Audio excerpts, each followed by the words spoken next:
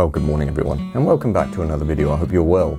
So in today's video, we're going to make our own mist filters. Now, there's filters you can buy online, brand new from the shops, but they are pretty expensive. They get around $70 to $80, even for like the cheap branded filters. So what we're going to do is make our own. So what I've done is I went out and I purchased 4 UV filters, just unbranded, off of eBay. They were about $6 each. They don't have to be anything fancy, they don't have to be anything expensive. I find even the cheap UV filters have still really good optical quality. So the reason why I've actually bought 4 of these is not because in case I mess up, it's because I want to make 4 different densities. So I want to make one just having a slight smear over the top, and then go darker and darker, and one basically where we can hardly see through it, or to the point where I've got something like my Lee mist filters which I use. So yeah, that's quite thick, and that's sort of the density that I want to get to on one of these filters. So yeah, these are the filters I generally use. I want to go into this quickly. So for my landscape photography, if you're not sure what mist filters do, I'll show you some examples up on the screen of some work I've achieved using these 2 filters.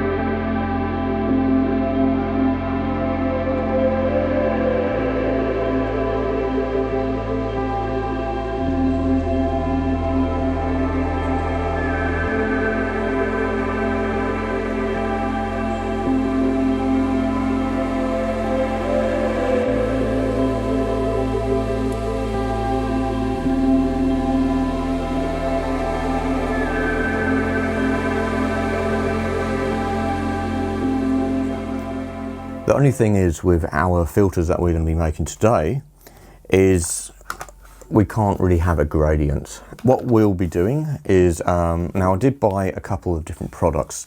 So I've got paint. This is a flat vivid white. Now I'm not too sure if this will stick to the glass. I'm not sure if I'll even use it.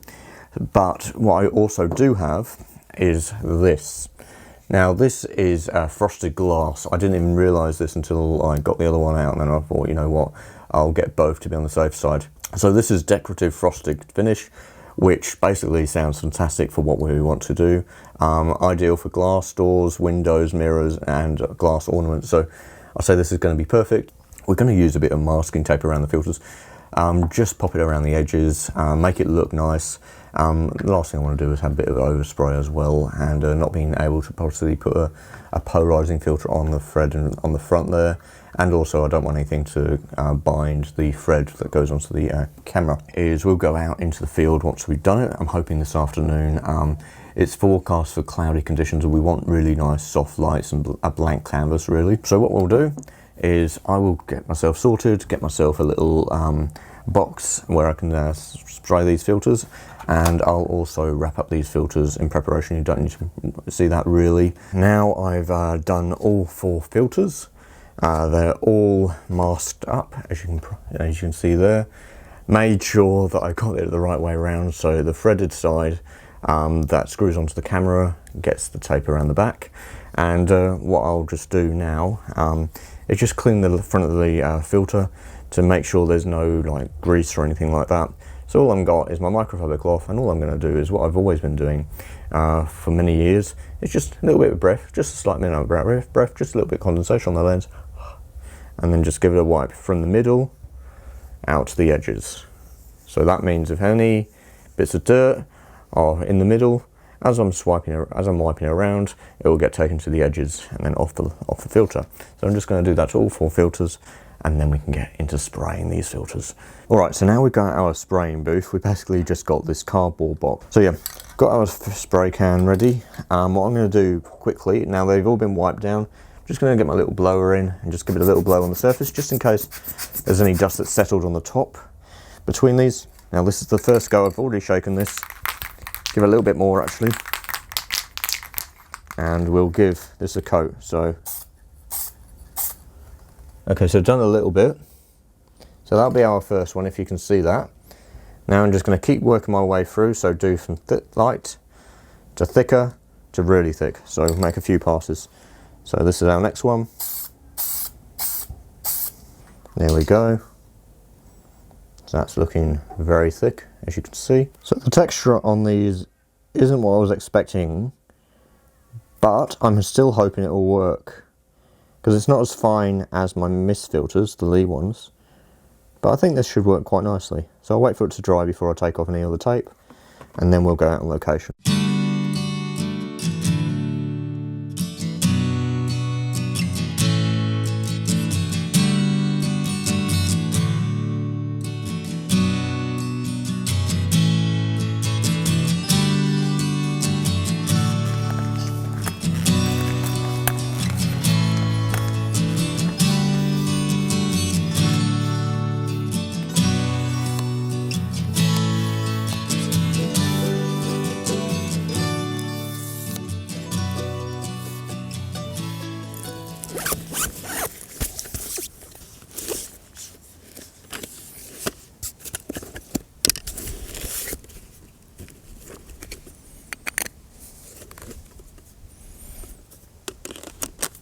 Alright, so I've got my first subject that we're going to do.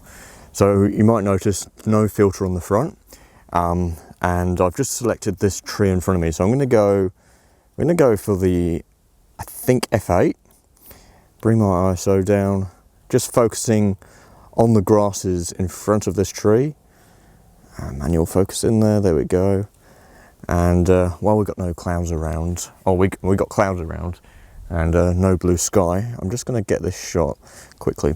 I've got to rush this because we're limited on the light at the moment. Now we've got two of our filters now. One of them I actually had to scrape off and get rid of some of the stuff and reapply, because turns out this is not very clear, and I'll show you why. So I'll just pop on the one that I fixed. It's a bit grubby, not the best, but it still works. So I'll pop this one on now, so you'll be able to see the difference. So the shot that we've just taken, you would have seen. I'll pop it up on the screen if I haven't already showed you. Now I'm going to pop this filter on. So I haven't changed the focus or anything, and yeah, it's really changed the look of the actual image. If I pull aperture preview down, it should sharpen it up a little bit. This is just basically trial and error really, because it's a homemade filter. I think I've just got to perfect it to get a little bit better. But yeah, it really gives like a different look to it. I think if we had some nice, maybe some lighting onto the scene, it would really change it. I wish I brought my Lee filters with me, because that would allow me to just have a comparison, but I forgot to bring them. But yeah, looking at the detail in there, the filters are still producing the goods. Still nice and clear. Quite a nice little unique scene there. But yeah, I'll find another little subject around here. Maybe this tree over here, which looks quite nice. It's nice, and it's got nice silver tones to it, and it's got a nice little black bit in it, and it stands out from the background. And let's see what else we get. There's a few little subject matters here to choose from, and then might also go over to the field over there just to see how it differs. But yeah, the filter that I done, it was really hard to tell, but the best way I can tell you when you're trying to get this right, don't just look at what the filter is. Hold it up to your eye. I cannot see much through that. It's yeah, near impossible. So I'm going to fine tune my filters and perfect them. But yeah, the only way I could really clean the filters off was with a sharp knife and try not to scratch the filters. So I'll pop that down there. We'll get a photo of this tree over here before the sun changes. So let me quickly get that now. I have to work quickly here because this light is about to be lost by blue sky. So I'm going to get my focus on that tree using the filter, and then I'll quickly take off the filter so you can see the difference. I'll go F9, which is something I would normally use. Zoom out, got my focus, and Yeah, let's have a look. Histogram. Yeah, we're all good there. And I'll just quickly get the photo. So they're not amazing photos or anything, they're just a illustration. And I'll get that, and now I'll take my filter off. It's actually doing a really nice effect, and my goodness, seeing the difference. Wow, that's really like moody, sort of atmospheric. Yeah, even though the filter isn't the best. And now we've lost that light, it's starting to become brighter. But I can show you what the light would look like if we leave the filter on and the sunlight is on it. So I'll pop that back on. Okay, so I've got some more direct light now. I don't normally like this look, but I'll get a photo of it now. And then we'll switch to 100 to 400 and you can see what a difference it makes. Actually, we'll pop on that filter that is really, really hazy, and you can see just what overdoing it does to the scene. So I'll grab it now. So here's the filter that I overdone it with, which I've done it with a lot of them actually. This is the only one that sort of worked out, and it just needed just a quick mist. How's the exposure going? I'll darken it down a touch. Pop that on. I don't think I'm going to be able to see much through this, to be honest, but who knows with a bit of contrast. By the way, I'm on the trail I was originally on, or when I was on this time last week. This is when I had my fall. If you haven't seen that video, I'll link to that above. I'm not sure if I wasn't sure if I was going to, but it's a sort of a nice sort of little touch coming back here. And I really enjoyed this part of the walk as well. Wow, that is so different, I can't even see anything. So yeah, this is what it looks like when you overdo it. I can't see anything through there. Yeah, it's just completely white out. Completely white out. Jeez, am I talking English now? Oh, I can't get that off. Oh. A grass tree. They used to be called black boys over here, but since the Aborigines didn't like that word, and I can understand it. Grass tree sounds a lot nicer. I'm going to take a photo of this grass tree. So there's a little one in front of it, and then there's this nice mature one. They take years to grow, and it just looks wonderful.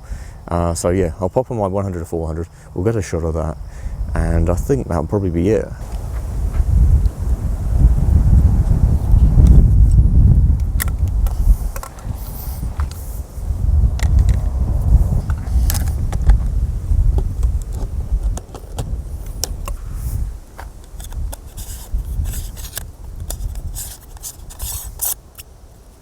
Since I'm highly fashion conscious, I've got my lens hood on my arm because nothing is more stylish than wearing your lens hood. So we've got some cloud that has just come over. We've put on the mist filter, our DIY mist filter, and I'm just going to focus on these two grass trees that are in front of me. Now we've got the 100 to 400 out, and I'm just going to focus on these grass trees, come back a bit further than we were originally. I'm hoping I'll get this before the light goes. Bring those whites up a bit because I'm not worried about the sky and detail there at all. So I'm going to get a photo of that right now. That seems to look all right. I'm probably going to go for a nice square crop for this actually. Not that we really need to, but yeah, it just looks nice. It looks pleasing. Lovely detail of this lens. So we're shooting about 140-ish mil. I'm just going to get that photo right now. Wow, that is working an absolute treat. Now let me show you what it looks like without the filter on. Oh, we've still got the cloud over. I'm really happy with our DIY filter. The difference between them is just night and day. So the same settings, and going between the two, it's unbelievable. It really is. And to think that this cost me, there's probably about like $10 possibly there, because of the paint. But you know, I've got plenty of paint. I can always make more and more filters and adjust it. Actually, we'll probably go over to the field over there. There's some nice trees off in the distance and see just what it does to the scene. Seeing what the limits are using this and what the capability is. So yeah, let's head over there now.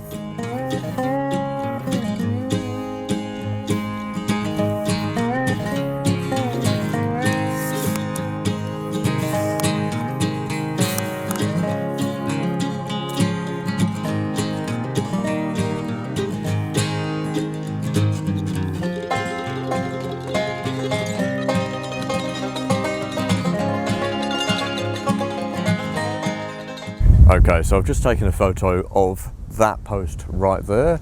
Yeah, I know, the most interesting and amazing subject matter known to man. Yeah, I was a bit stumped, but yeah, I just wanted to have a go quickly. There was nothing that really jumped out to me. There are some trees in the field, but I feel like my elevation to them and from the background just didn't really grab me. So I ended up taking a photo of that post, and yeah, it seems to work nicely. And it was I was really limited on light. I had to work quickly with the conditions that were changing, and the winds are picking up, so hopefully this camera doesn't blow over. So yeah, hopefully you've enjoyed this video, and it's maybe making you think about making your own filters. I'm certainly going to have a go at finessing this. Maybe one of the other filters which isn't as damaged as this, because I might put a few scratches in it from trying to clean the paint off originally. I'll see if there's something that I can use to actually remove the paint or that frosted glass stuff, so I can reapply it. Yeah, it just came out blotchy for me. I wanted like little speckles of the stuff on it, so I might even try my paint as well. So if I do that, I will put it down in the comment section what I do and everything, so you can follow along. I won't do a separate video on it, there's no point. So yeah, I'll link that, I'll put that all down in the description below so you can follow. I'll do step-by-step guide, and yeah, so this has been fun. Anyway, I will sign out now. Hopefully you've enjoyed this video. If you have, be sure to hit that like button. If you'd like to see more videos, be sure to subscribe and hit that bell for an instant notification as soon as I release a new video. If you've got anything you'd like to ask or say anything, pop it down in the comments section and I'll do my very best to get back to you. Anyway, I'm Simon, and I look forward to seeing you on the next one. Okay, bye for now.